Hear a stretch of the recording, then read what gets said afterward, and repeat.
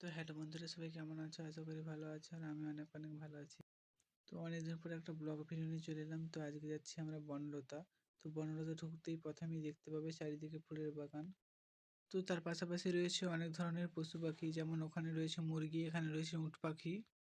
তো তার পাশাপাশি রয়েছে এখানে অনেক ধরনের সবজি চাষ, আর এখানে রয়েছে এক ধরনের পাখি। তো এই পাখিটার নাম জানি না, তোমরা যদি কেউ জানো তাহলে কমেন্টে বলবে।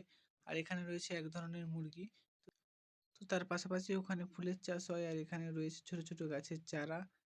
তো তারপর বেসিন রেডি করে চলে গেলাম মাছেদেরকে খাবার খাওয়াতে। দেখো এখানে 4টি মুড়ি দিতে কত মাছ চলে আসছে, এখানে রয়েছে বড় বড় মাছ। তো তারপর আমরা চারিদিক থেকে ঘুরে ঘুরে দেখছি।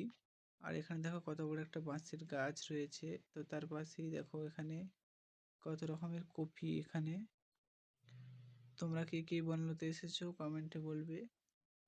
যদি ভিডিওটা ভালো লাগে তো লাইক কমেন্ট শেয়ার, আর চ্যানেল নতুন হলে চ্যানেলটা ফলো করে দিও। টাটা।